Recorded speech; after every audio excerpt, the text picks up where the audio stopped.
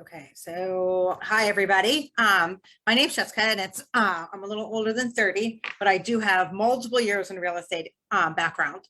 But TC and Shaquille and I are a power team working together, and we really strongly believe that you're investing in real estate, purchasing a home is a game changer for you and your family. It's the largest wealth builder in the United States. And it gives you a lot more than that. So we're going to go ahead and jump into the presentation that we have for you today. Your power team, I'm the realtor. We also have a title agent, but she's not on today. TC with Guaranteed Rate Mortgage. And then you all know Shaquille. And if you guys would jump in the chat, help us out. We're looking to know what do you want to learn from today's quick webinar? Do you want to know more about home buying, financing? Do you have questions about wealth building, investing in real estate? If you throw that in the chat for us, the guys will support that, and we'll get back to make sure we get everything answered for you. Our agenda today, we're going to talk about why you want to own a home, what that timeline looks like, why it's so important to have a great lender and title. And we're going to start with Shaquille, because he's going to help you show you the money. Shaquille, you're up. All right, awesome. So everyone here knows what I do, but I always think it's good to explain it again so we have more clarification. One thing I say is that when you're looking to get a house or really invest in anything that would cost a significant amount of money, it's always important to build up what you have. So if you wanted to buy a house today and you had no money in your bank account, and TC, correct me if I'm wrong about this, I don't think you'd get approved for any type of loan. So the number one thing I say is the first thing you want to do is build up your savings. Now, of course, you can build up your savings specifically for the down payment. One thing I always suggest is to get up to, I'd say 3 to 6 months of savings just in general. So if you have a first goal, go for that and also get the down payment as well. When you're looking to get a house, one great thing about a 401k is that you can borrow money you already have in your 401k and use that towards buying a house. I think it only applies if it's your first house. So for those of you that have multiple houses already, might not be Well, as useful. I think the terms are favorable if it's like your primary residence. Like Okay. if like you own a home, like 5 years ago and it's like you don't, you don't have any other liquid funds for whatever reason. I think if it's going to be your primary, then yeah, you should get favorable terms, when you withdraw. But yeah, that's always very popular with first time home buyers. Okay. You got it from TC. 401k is a useful tool besides just saving up for retirement. And the last thing, just as a quick presentation, the bank account is great. It might get you your savings, exactly how much you put in there, a dollar for a dollar. But one thing I do with a lot of people who are clients of mine is you invest with me. Let's say you're looking to get a house. You invest with me. You save up that money through me until your closing time, and you get a much higher savings rate than you would have got if you just bought a house. So instead of putting down, I don't know, saving $10,000 and having $10,000 in saving when it's time to buy your house, you can invest $10,000 and have $13,000, which, I think most people like having more money. So remember, save, use your 401k to help you get a house, and also find other investments that can help you grow your money before closing time. Always good to have lots of money. Yep. Okay, so I'm going to walk you guys through the timeline and what it looks like to make a purchase in real estate. But let's talk about why it's important you should buy a home. The number one reason is actually that you can build equity and the wealth. Homes do appreciate over time. They are consistent over a span of 8 years, you'll always historically, I shouldn't say always, I should say historically, you will see an improvement in the value. And it's a great way to build your personal wealth. So a lot of people, if they have money in the bank, they're tempted to spend it. But if it's, locked up in your house and it's growing over time as an investment, then you can't access it quite as easily and take the value out of it. So it just continues to build on itself. There's tax benefits because you have your home mortgage is tax deductible and your property taxes are tax deductible, and part of your closing fees are actually tax deductible. Home stability in that you now have a place, where you're going to live in 3 years. You build up your neighborhood and your schools and your family. And one of the things that people always love after they've been renting for years is you get to paint the walls and, do landscaping and whatever else like that makes it your own home. Another huge advantage to actually buying a home is that you have a consistent payment. You know what that payment is going to be. So even if you do an adjustable rate mortgage to get in for the first couple of years, TC will be able to tell you exactly what your payment's going to be 5 years, 6 years, 7 years down the road. And having that not go up, because I think anybody that's renting can tell you rents have gone up over 20% in the last 2 years. That's huge. And then there's also just the amazing feeling of having a home that's yours and it's the pride of ownership. It is a huge signal of your personal success and stability, and it just says a lot to the people that know you that you own a home. I think we all have that American dream, and it's important. The timeline is going to look like this. So really, home buying, we always kind of think it starts with the realtor, but it doesn't. It starts with these guys. They got to get your money in place. So when you meet with your lender, TC in this case, he'll go over your credit score with you and things like that, and help you get pre-approved before we even go out and look at a house. Because nothing's more heartbreaking than thinking, I go out and show you a house for $600,000, but you can really only afford $5.25. So you want to definitely know what your numbers are before we go house shopping. After we do have that number, out we go. We're going to go out and look at homes. We're going to talk about neighborhoods. We're going to locate that right house. We're going to make sure we have a solid offer. We do some back and forth negotiation, and then we ratify. Ratify means you are officially under contract. All parties are in agreement. There usually are a couple contingencies while we're under contract. And if you've heard friends buying in this crazy market that we've had the last 2 years, and you'll hear how people are waiving home inspections, waiving appraisal. Those are things that are possible, but something that we do very cautiously. So normally under contract, you'll have a couple contingencies. Most often it's the home inspection and the appraisal. At this point, once you clear home inspection and the appraisal process, you want to really start getting yourself ready to move, packing up and giving away the things you need to give away and clean up, and you don't want to pay to move something you don't even like anymore. So that's a whole process that we work along with you on the side because we're full service.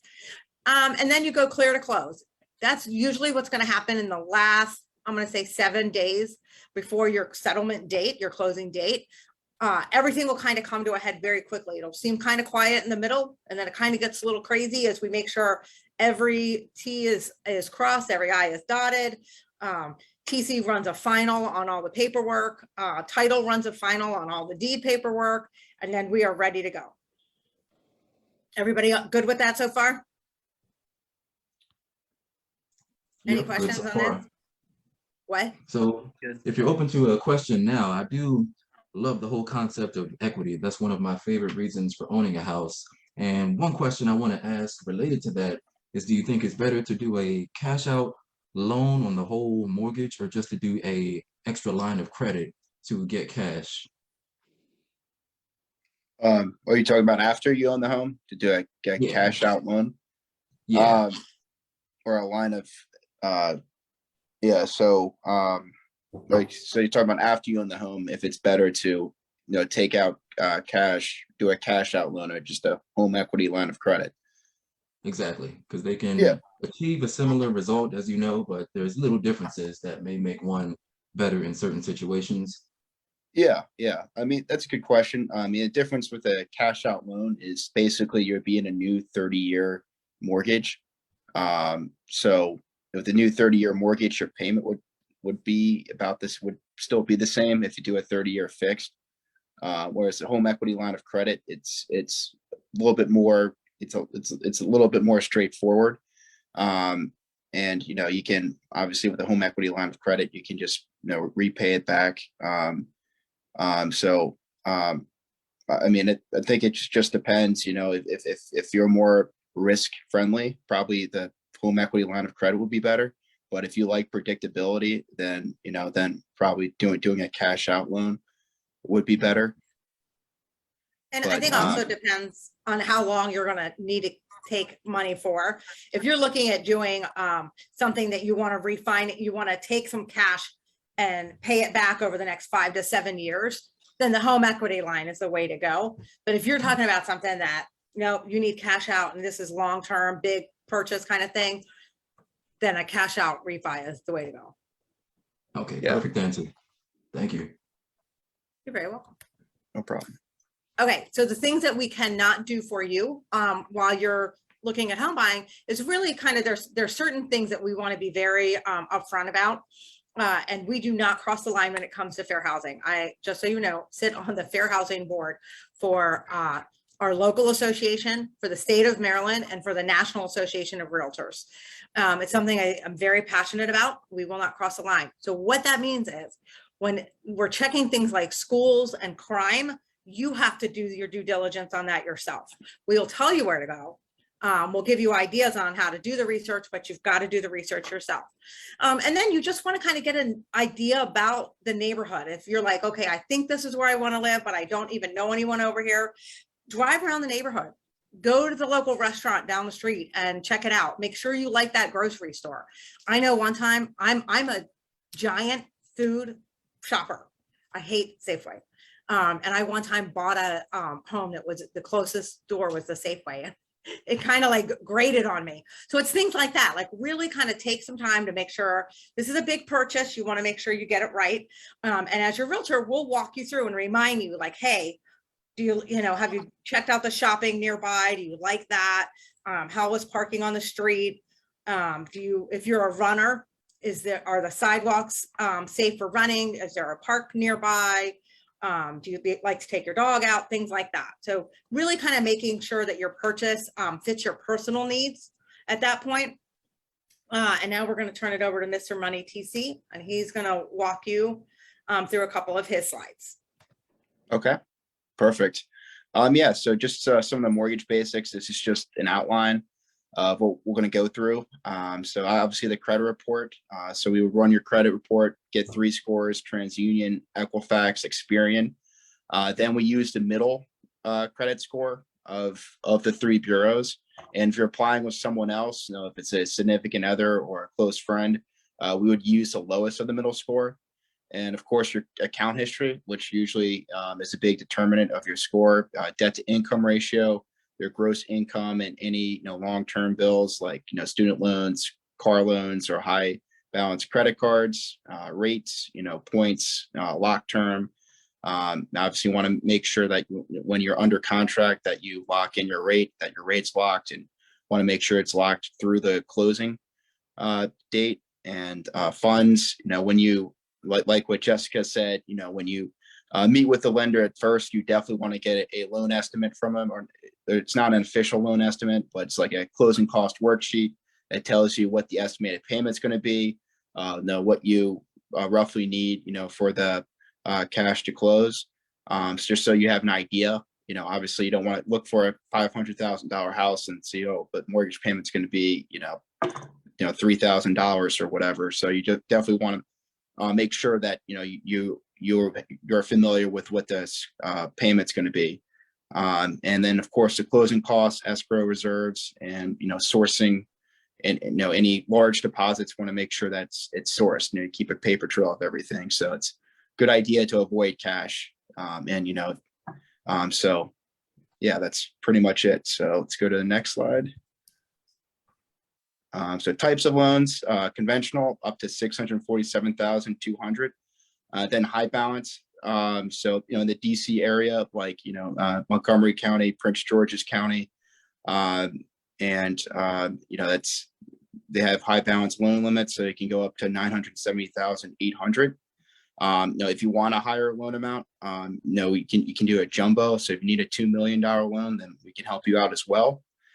Then there's government loans, FHA, typically if your credit score is under a 680 or so, usually FHA would be, the better and cheaper option. But every situation is different. And VA, if you're a veteran, you get 100% financing. If you have full eligibility and, there's no mortgage insurance, which we'll talk about later. So that's a great loan product. And then there's USDA loans. I mean, in the Baltimore, DC area, it's not a lot of, you got to buy a area that's, that's rural and less developed. So there's not a whole lot of places in Maryland, that offer USDA. But if you're buying in like maybe St. Mary's County or Charles County, I've done a few USDA loans. And Frederick County. In Frederick County, yep, correct, yes. And then you have fixed and adjustable rate mortgages. So, adjustable rates, because rates have been low for so long, adjustable rates kind of have been dead lately, but now they're going to come back, obviously, because rates have been going up. And like what Kevin asked about earlier, if you're only going to be in this home for 5 to 7 years, maybe an adjustable rate mortgage would not be a bad option. But again, there is that risk. You never know what the future is going to hold. So if you think there is a possibility that you're going to be in this home or loan long term, then that's the risk. But you can always refinance if you do plan to stay in the home. So that's always an option down the line. And then second trust. So if you can also do second loans. If you want to avoid mortgage insurance, you can just do one loan that's 80%, another one, 15% or 17%. That's common as well. Just to avoid that mortgage insurance, and usually the overall housing payments lower doing that. All right, so we can go to the next slide.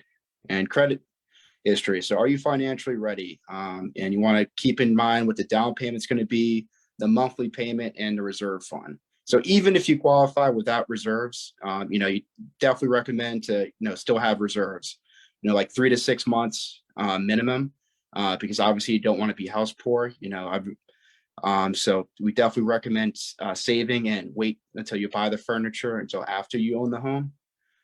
The types of credit pulls, mortgage versus other. I know one of the biggest objections I get when people do mortgage applications is, oh, inquiries are going to negatively affect my score. Well, with mortgages, you do have a window of opportunity where if, other mortgage companies run your credit, then that should not affect your score, because they, that's obviously the feds, they want you to shop around and have the best rate. So if multiple mortgage companies run your credit, within a short period of time, then that would not affect your score. But let's say you have like a credit card company, like that runs your, like an Amazon or a Citibank card, that just runs your credit, then, that could negatively affect your score. So just, and it's not recommended that, that you do that or you open up any new accounts. And if you need to work on your credit, want to create an action plan to improve your credit score, there are credit experts available. We know a few.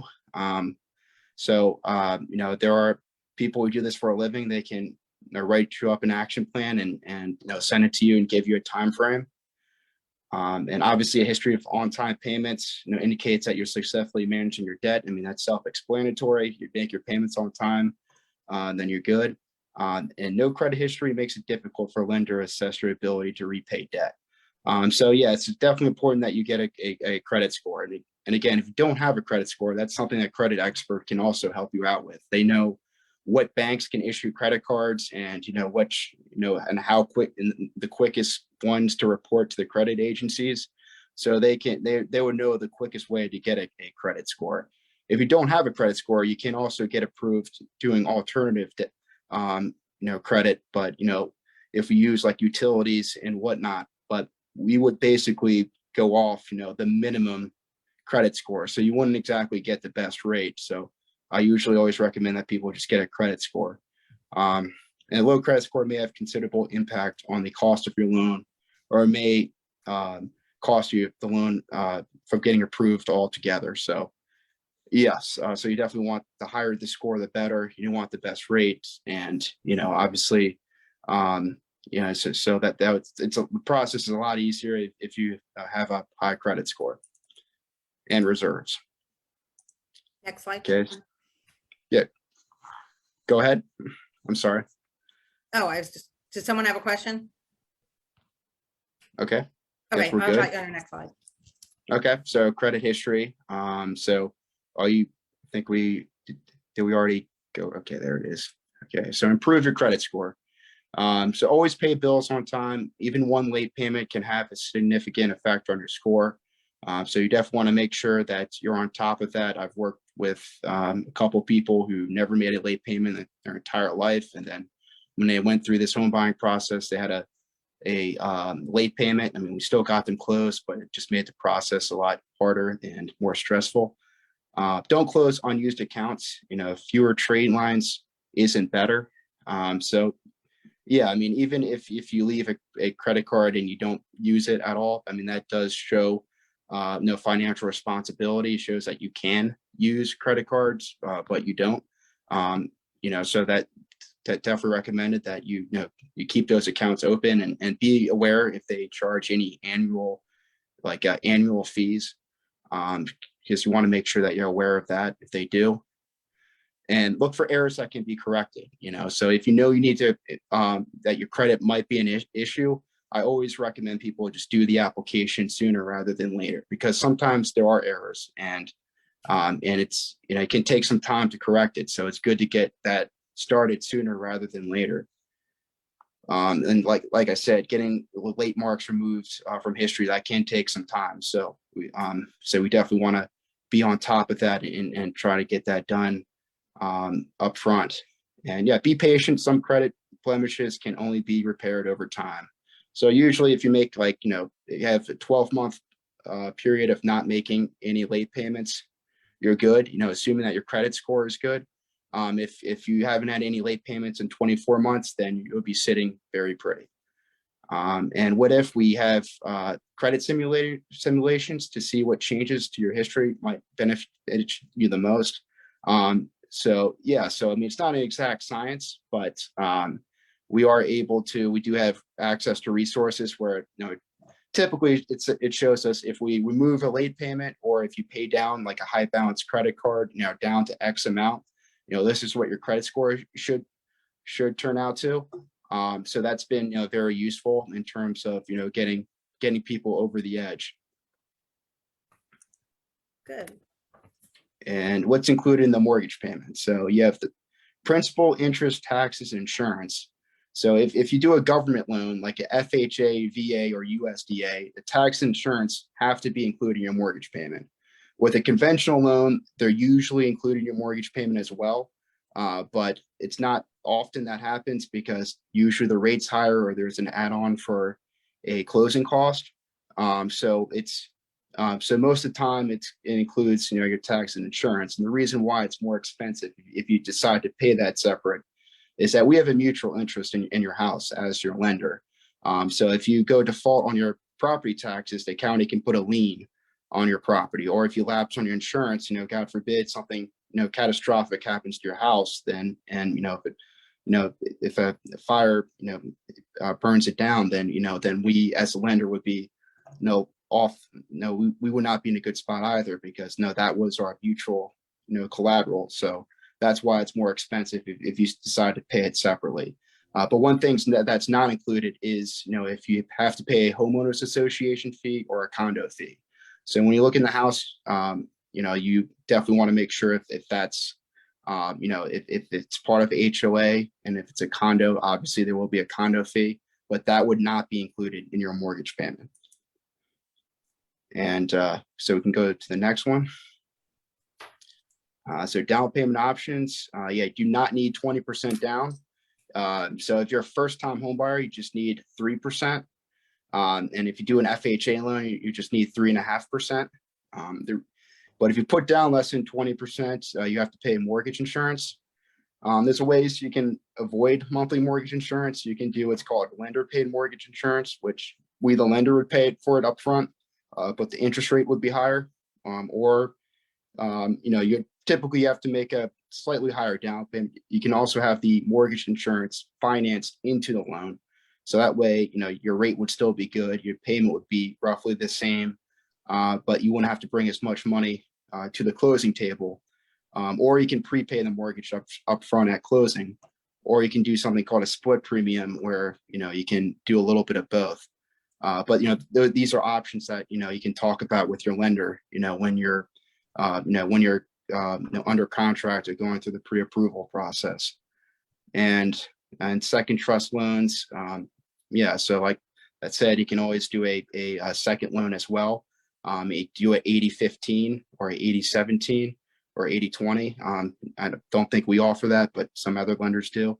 That way you can avoid mortgage insurance that way as well. And then there's home buyer assistance programs.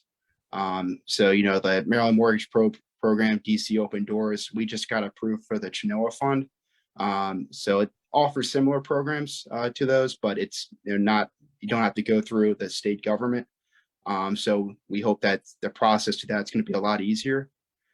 And then current savings and budget to see if you can increase available funds. So if you currently don't have the funds in your account, we always send you a budget letter. Just so we can show the underwriter that that you have a game plan to save funds, and we ask you to sign the letter just so it holds you accountable. You can also get a gift funds from a family member. For an FHA, it has to be an immediate family member, or like a friend with a documented interest. With a conventional, it's usually the more flexible. It doesn't necessarily have to be a family member. It can just be a special friend. Yeah, so I think we're ready for the next one. Oh, sorry. Of course, no worries. Yeah, so here's some grants and special programs. You have the First Time Advantage, and that's where basically you have loans that are like silent seconds. I think it's like $5,000. It can go towards the down payment, but it's a silent second. So if you refinance or if you sell your home, you would have to repay that money back. With the Chenoa Fund, I know with the FHA, it's forgivable after 3 years. So you definitely want to talk about that with your lender. And some of the programs are grants too, where you don't have to repay it back, but usually the interest rate for those programs are higher. And then the MMP Flex loans, where you don't actually have to be a first-time home buyer, you can still qualify for some of these programs. Then the partner match, where if you work for an employer that participates in these programs, or if you know of a nonprofit, they can give you additional assistance towards the down payment. So you want to talk about that with your HR, your benefits. And then for Montgomery County, they have a program where you can get I think up to $25,000 towards down payment assistance and closing costs. And then you have the Maryland Smart Buy. So you have student loans. You can also get a second loan where it would pay off the student loans and go towards the down payment as well. In DC, yeah, they have Open Doors, down payment assistance, the mortgage credit certificate. So basically that's just a tax credit, that allows you to, it reduces your tax liability. And then, for DC government employees, that they have additional benefits for them as well. Whew, it's a lot. Yeah, I know, a lot of. And closing costs, so closings in our area typically run 2.5% to 3.2% of the purchase price. In Virginia, they're usually a little bit lower. And then prepays and escrows, tax, insurance, condo fees, prepaid mortgage interest are included in the amount, but these are technically not closing costs because this is your money. It's just set aside. So if you do the escrow, then that's your property taxes, homeowner insurance, that's set aside, and that's created like a separate account. So every time you make a mortgage payment, your tax and insurance portion goes into that account. So when your tax bill is due, it's usually collected twice a year. It goes out of that account. It's not something that you would pay out of pocket. And same thing with your insurance. With your insurance, when your premiums due, it will come out of that account. So, this is your money that's being set aside to pay, future insurance bills and tax bills. And, if you sell your house or if you refinance, whatever extra money you have in there, you would get a refund. So it's not exactly a closing cost. And reserve funds on hand may be required after settlement is complete. Yeah, typically 0 to 6 months of your principal, interest, taxes, and insurance. So 0 to 6 of your mortgage payment. That's always recommended. Even if you don't need it to qualify, it's a good idea. Just in case if you have any unanticipated expenses that come up or any repairs that are needed. So it's always recommended that you have extra funds. And you can also get the seller to chip in and help pay some of the closing costs as well. So that's allowed.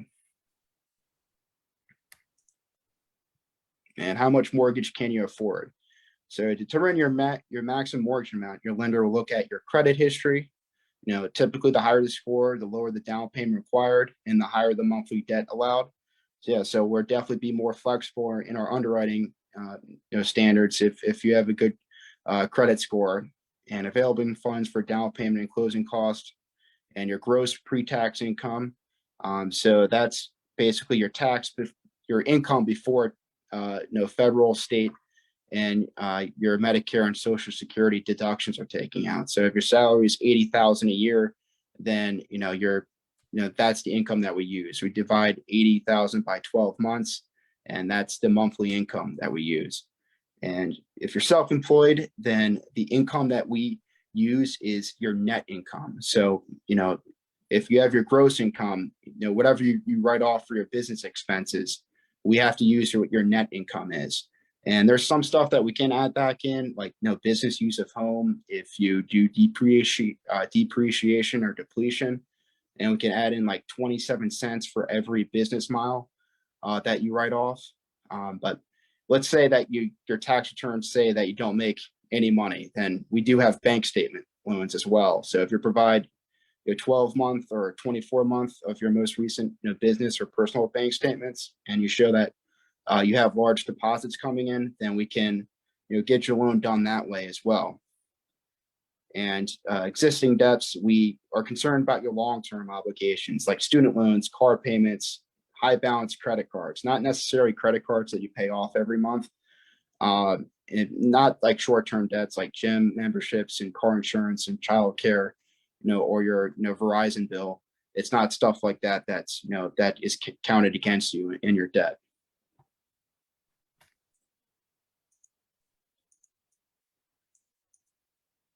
Okay, final do's and don'ts. So definitely want to understand your credit. Don't open or close credit lines without consulting a credit professional. We talked about that earlier. Keep the lines of communication open. Don't be slow to respond to your loan team. Rather you over communicate than under communicate. Do make savings plans. Don't make any major purchases. Like I said, avoid buying furniture until after you get the keys to your home. And maintain your current employment and income. Don't make any changes. Don't quit your job or change jobs. I understand life does happen sometimes. If you get laid off, just let me know before. It happened to me with one of my buyers, but because we knew before, we were able to add on, like we have someone co-sign for the loan, so we're still able to get the loan done. But definitely let me know if any of the time that stuff happens. And do have a paper trail for funds coming in and out of your account. Don't make any large cash deposits. And the reason for that is because cash is not traceable. Because it's illegal if you get any assistance, from your realtor or from the seller, in terms of for the down payment, and they can't source cash, so that's why that they don't allow cash deposits. Definitely if have people Venmo you or write paper checks, but no cash. And keep good records, and don't be surprised if you ask for additional documents. And ask questions, don't panic. Like I said, even if something really bad or something bad happens, just let us know, and sometimes there is a solution, but definitely don't sit on that information. Right. I was just going to add to that. Like, really, there's nothing out there that we haven't already seen. So don't worry. We will figure out how to get you through it. Yeah, definitely. And then here's And- your timeline. Yep, lender behind the scenes. So 4 steps to closing: processing, gather documents, tax returns, pay stubs. Then the loan goes to underwriting, and usually, like, once the loan initially goes to underwriting, it gets conditionally approved. And there are always conditions, that's, once it gets approved by underwriting, that's just, half the battle. It's very important that we get the conditions cleared. Sometimes the conditions are very basic, but sometimes, it's stuff that we have to tackle earlier just to make sure that everything is good. So don't procrastinate. Once the loan gets conditionally approved, you want to make sure that you get all the conditions done and cleared. And then, of course, pre-closing, the final docs. By law, your closing doc, your CD, your closing disclosure must be sent to you 3 days before closing, and you must acknowledge it. Usually our closing department sends out a CD like a week before closing, just to make sure we meet that timeline. And make sure you go over the final numbers, with your lender as well, just to explain any major discrepancies from the initial estimates, that you went over earlier. And of course, closing, you sign the final paperwork, and that's when everything is said and done. So yeah, and that's when the fun stuff begins. Now you can go buy furniture. Yes. Yep. And paint your walls, and Okay, so Maura couldn't be on today, but I'm just going to really quickly run through her stuff, what happens in title. So you're just going to talk to her when you meet with her and tell her how you want to take the deed. Is it in you and your husband's name, you and your significant others, you and your parents, whatever it is, and it's a trust, whatever. So she's going to talk about the different options you have on taking title, what names go on it. To confirm that you've set up homeowners insurance. Again, if you're putting a loan on the property, that lender wants to make sure that if anything happens, it's properly insured. So we connect you with a home insurance person to make sure you've got that taken care of. She'll verify all your funds coming and going, highly secured process. She does process cryptocurrency. So if anybody is paying in some sort of crypto funds, we can handle that. And then you'll do a final walkthrough with the realtor, make sure that the property is perfect and everything's ready to go. We do that literally right before closing. Confirm movers, and you're going to set up your utilities. We do need to make sure your utilities are transferred over prior to settlement day. It'll happen. You call and set it up, but it happens on settlement day. And then on settlement day, people always forget. Don't forget to bring your photo ID. She doesn't know who you are. Bring a blank check just in case there's a few dollars owed here or there.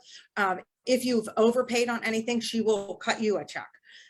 You'll again review those CD, which is the closing docs. We use the term CD. There's a statement that goes along with that that's called the ALTA that breaks it down a little bit more thoroughly. And then if there's a loan, which probably there is, there's the borrower's closing disclosure. That's where everything that TC has said to you in the loan and how much all your fees are, it's going to be exactly on there. So we're taking you to closing, people. So we're going to talk about next steps and questions. I'm going to stop sharing for a minute. Well, maybe for the rest of the show. So for what we do at this point is anybody that has any questions, we're allowed to answer them. If you're ready to go and have a consultation with one of the 3 of us, we can do that, set up a time or do it now or later in the next couple of days. And we just wanted to kind of get a feel for who's out there. Nothing in the chat, people. So can you guys know how to put your little hand up on your screen? So one, I want to thank you. I love all the information you gave, and I'm bouncing a little bit. I noticed I sit on a yoga ball, but basically you really piqued my interest when you talked about crypto being a form of payment for closing costs. First time I'm actually hearing that crypto is made that connection into real estate. So that's awesome.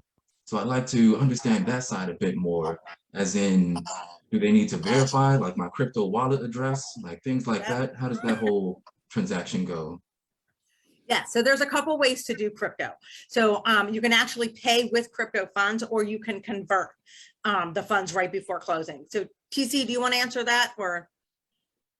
Yeah, I mean, I've personally never done one with crypto, but as long as like I would imagine that you would have to withdraw. I mean, if your crypto into your checking savings account. So, that's something I probably would have to talk about that with my underwriting and see what the best way for that is.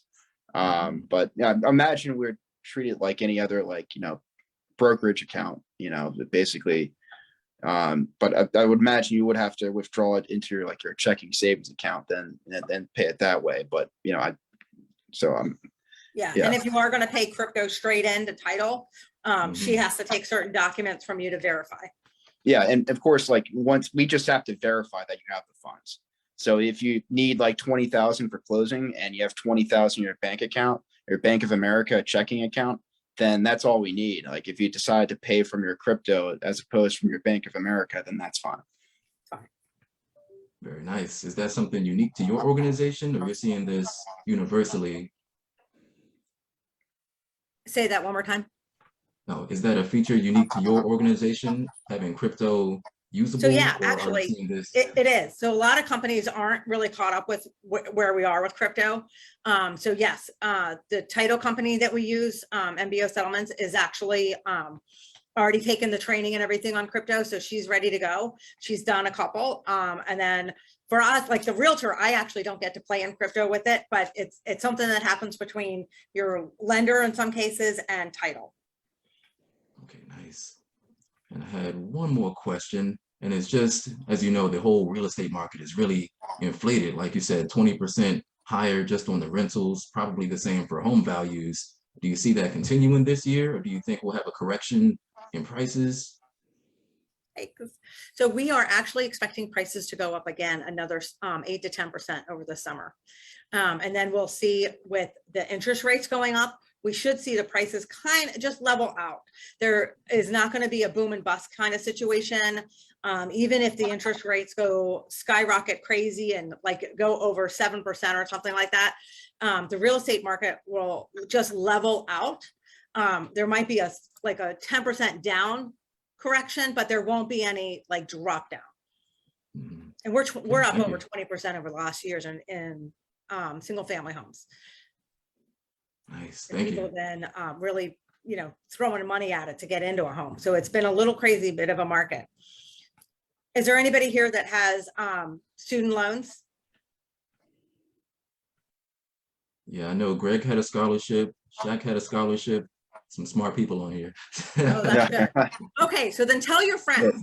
With the Maryland Smart Buy program, you basically can eliminate $40,000 worth of your student loan debt. It's an amazing, amazing program. We've helped several people do that. That's a lot of money. And the other cool thing about it is it actually gets taken out of your debt ratio. So when TC is calculating how much you owe, that student loan debt comes out. And then what about anybody here military? No military? Yes, no, yes, yes. Oh, Tracy, way to go. Thank you for your service. So with the Thank military, you're 100% loan with VA. We tell everyone this area is the best place to use your VA loan because you get more money here than anywhere else. And even if you're only stationed here for 2 or 3 years, buy something here with your VA loan. And then when you leave, we will rent that property out for you. So you're holding it and getting equity, building the equity in that property. And then when you come back, if you don't even come back to DC, just tell us, hey, I'm done. I'm not coming back. I need to go buy a house in Seattle. We can either keep that as an investment property and refinance it out of your VA loan. So you can use your VA loan a second time. A lot of people don't know they can do it twice. But it's an amazing program because you are going in 100% down. I mean, 100% on loan. And then what else did I have? Oh, anybody self-employed? Yes. Haven't. Okay, so what TC is going to need from you is an amazing paper trail. So it definitely can do self-employed loans. There are times where you used to hear like, oh my God, I can never get a loan or whatever. But today it's just really, it's about creating the paper trails, making sure that your payments are consistent. They're recorded in bank statements is the easiest way for them to see it, because they're going to look and they're going to say, oh, income in, payment, payment, payment, income in, payment, payment, payment. So they're just looking for that kind of consistency, but it's doable, very doable. And the interest rates are very competitive. Nice. Yep, absolutely. And just to piggyback on the VA loan, just Tracy, just want to thank you for your service. Appreciate it. What branch? Actually, it's my husband. Oh, But I did okay. I had a question. So we already have 2 properties, but I was on here for my my adult children. Okay. They are like, one is out of college 2 years, the other 3 or 4, but they're still home. So So you're using the term adult loosely. I was gonna say adult, yeah. So we were thinking about getting them a property to live in for the 2 of them, just to get them a head start. But their salaries aren't that high, and I know about the Smart Five program, but not in detail. So, and then we're in the Maryland, DC, VA area. So, like, what would they be able to afford? So do they, Yeah. do they have steady jobs though? Say that again? Do they have steady jobs? Yes. Okay, so so then what you would do is you'd have them meet with TC and he'll run the numbers and give you a number of what they can afford. And then let's say, I'm just going to use crazy number. So let's say they, between the 2 of them, they only qualify for 200,000 and they don't like anything at 200,000. But with you, they qualify for 400,000. And so he'll run those numbers and see. And then what you would do when you take title is you would probably keep your name on title until they can afford to buy you out. Oh, okay. Now, Okay, would that way they? it protects any money you're putting into the property. Okay. So would they have to put down a down payment or So an for FHA or whatever? yeah, for a VA loan, will you and your husband be living in the house, or was it just be your kids? That's just the kids.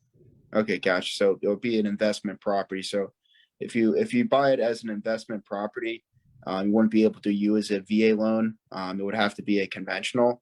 If they're going to be on a loan, then we could do a conventional or an FHA. And are your kids veterans by any chance? No. Okay. Yeah. So okay. Yeah. So what can happen is you can do a conventional or an FHA, whatever is best for them. And are they first time home buyers? Yes. Yeah. So that means the minimum that they would need to put down would be 3% for the down payment. 3%. Okay.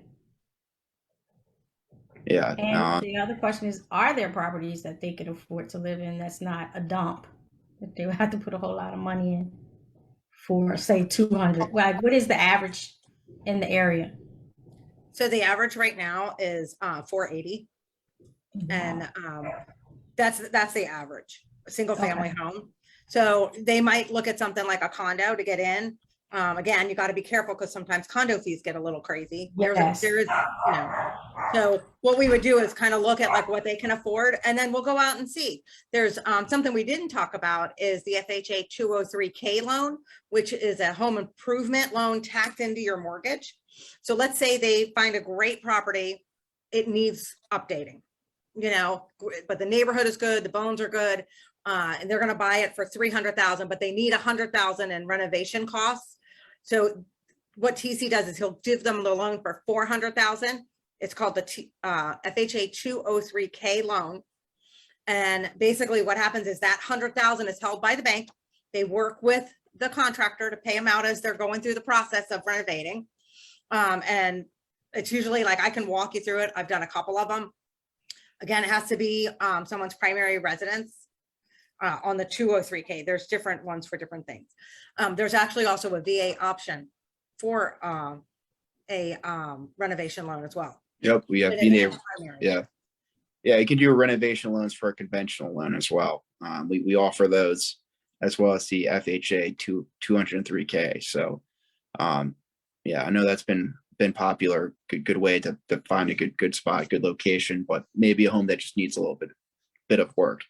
Right. We have a crazy term in real estate called functionally obsolete, right? Functionally obsolete.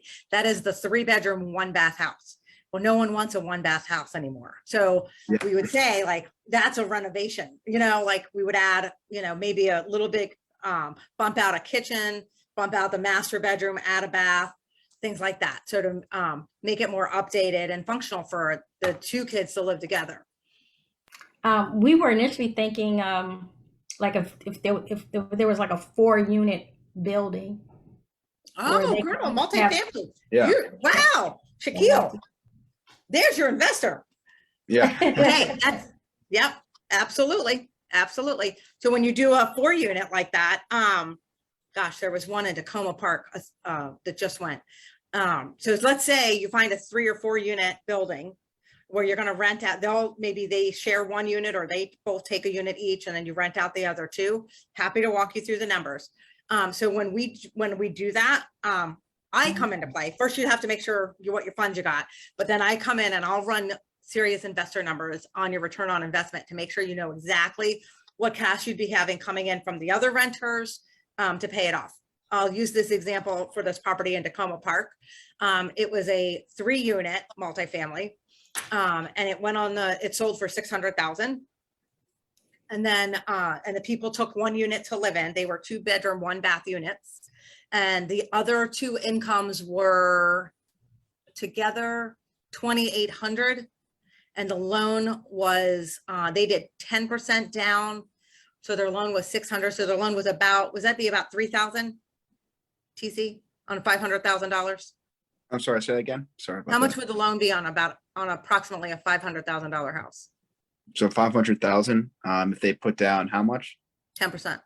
10%. Yeah. So that'd be like 10%. That'd be 450,000.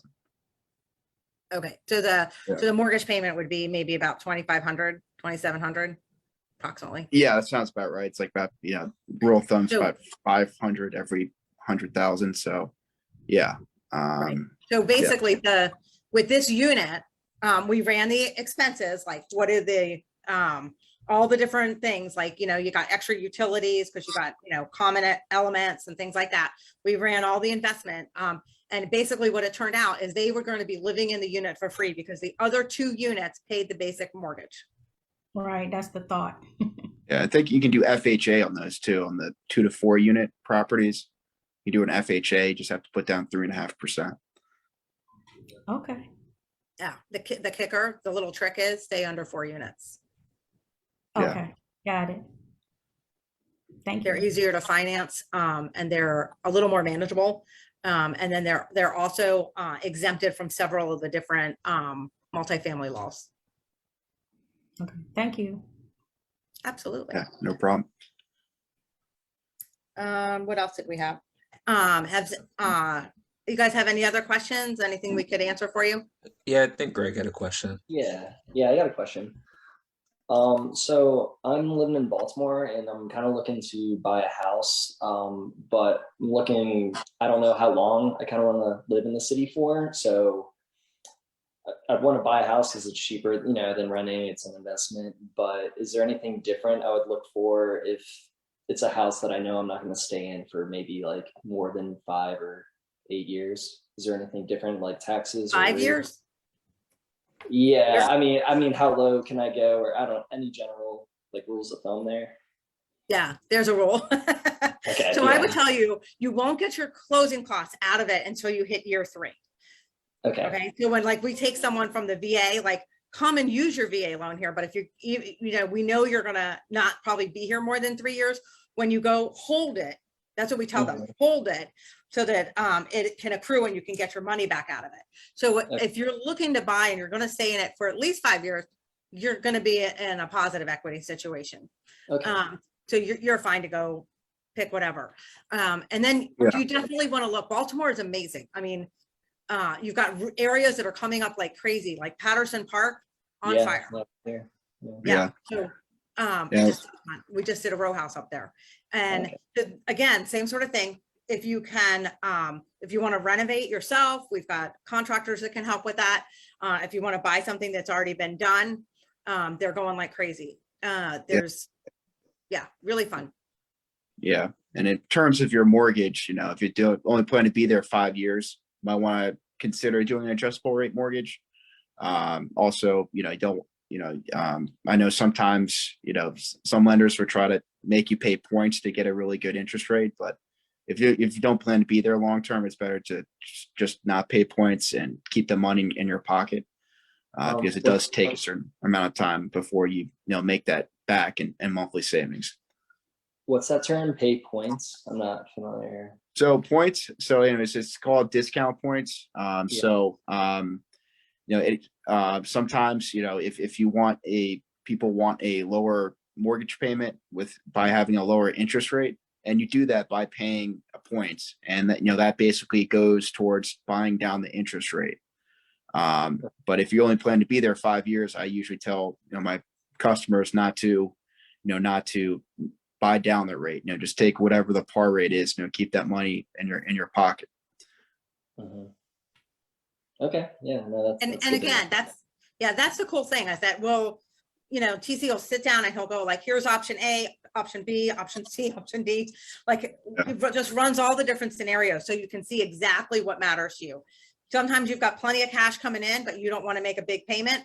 Option B, or you've got no cash but you have great salary, so a monthly payment doesn't matter. Like hit me up later. We definitely look at all the different options. Is anyone here actually already a homeowner? Yes, Tracy, did you refi in the last 2 years? I refied in December to 2.25. Yes. 2.25. Girl, you're- Yeah, well, only the military could do that, and you couldn't take out anything Oh, yeah. from yeah. So we got So you did like a streamline URL. That's what it right. sounds. Yeah, Yeah, it was definitely a good idea to do that back in December. I kept Yeah. telling people to refinance back then. Rates are going to go up, but yeah, it's a good thing you did that then. it saved us $755 a month. Wow. Oh yeah, that's Isn't that crazy? Yeah. yeah. People, when these rates dip down like that, you got to take advantage. Yeah. Yep. So anybody if you're talking to people and they did not refi in the last 2 years, they need to refi this week. They need to jump on it right now. I think the rate right now is running about 3.25. Again, depending on your credit and your situation, but it's, approximately, you can see how much it's gone up since December. But don't wait. It's hundreds of dollars on your mortgage payment. Okay, who's ready to go buy? Who's going to be first? Come on, Greg, it's going to be you. Well, I don't know. So currently I'm in an apartment. My lease is up in August, and I know that's a pretty rough time of year to buy. So I'm just kind of looking at options right now and learning about everything. So I haven't, been through this. So. Okay, so I'm going to tell you as a renter, you Yeah. want to start looking about 90 days out. Okay. Okay, Yeah. so you want to start your lending process, make sure they're, you have an unusual last name, so chances are anything on your credit report is probably yours. But for anybody that's got kind of a little bit more common name, you will not believe the crap that's on there. There'll be somebody on there, different country, and finding those little errors. So definitely take time, make sure it's all cleaned up, ready to go. And then you want to Or take if time- you're junior or senior, sometimes your dad's stuff is on there. So yeah. sometimes that's good, sometimes it's bad. Yeah. And then, but it's, if we go out house shopping, it takes usually, let's say, in this crazy market, it might take 60 days to find a house easy. And then it's 30 to 45 days to close. So you're already out 90 days, 120 days. So it seems kind of crazy. Now I will tell you, if you find a property, like you walk out and you find a property tomorrow that is amazing and and your lease isn't up until August, the best rental month for leaseholders is actually June. So if you go to them and say, hey, I've been renting here 5 years, I want to break my lease 2 months earlier, there's a huge advantage to them. They actually can rent those apartments for slightly more, the ones that rent in June. Okay. So, yeah, that's really good to know. Interesting thing. Like a lot of times they'll just be like, get out. Like you want to get out early, they'll let you break it. Okay, great. Winston, we haven't heard from you or Melissa. Any questions from you guys?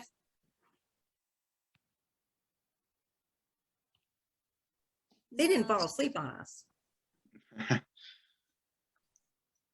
Tracy, did you have another question? I do. So right now it's a seller's market. And I mean, prices are really high and people are paying over the price of the homes. Do you all, when do you all foresee or estimate when that bubble's going to pop and it's the best time to buy? Did you use the B word? Did you say bubble? Yeah. Am I not supposed to say it? You did not say that word. Okay, so I came we in are on not- late, so I didn't hear it. So we are not anticipating a like bubble situation. So there won't be a crash.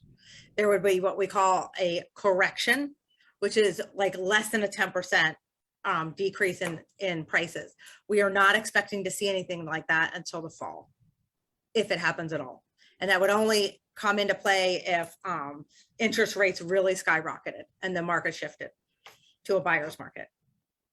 But I will say, we really work with you. We don't let people, there's a big thing in real estate world right now where people are having a lot of buyer's remorse. They've overpaid for a house, or they just thought they would never get anything, so they settled. And I'll be honest, we do not allow you to do that. We are really adamant that like, no, you gave us a number, we're going to stick to the number. We'll just keep shopping. And we canvass neighborhoods for people to find houses that haven't come on the market yet. We do social media advertising to find homeowners in neighborhoods that people want. We try to use our different resources to get out there so that you're not overpaying. We really, and again, like if you're going to live in that house, this is your forever dream home and you're going to be there 30 some years and you overpay by 30, 40,000, you know what, you're going to be fine. But if you're only going to be in there for 5 years, like Greg, he can't afford to overpay. He needs to pay the right number today. Right. It's all about equity. Right, Shaquille? Yep, I agree.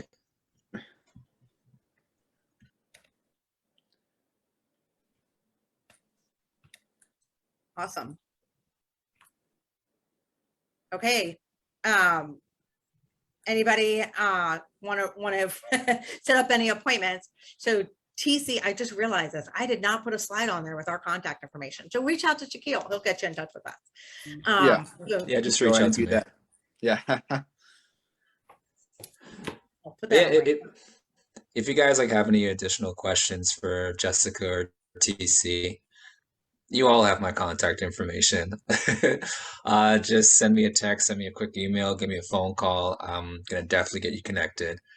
So thank you, Jessica. Thank you, TC. You have Thank made you. I this. appreciate it. It was nice Yeah. meeting you all. Thanks for having us on, you guys. Thank you.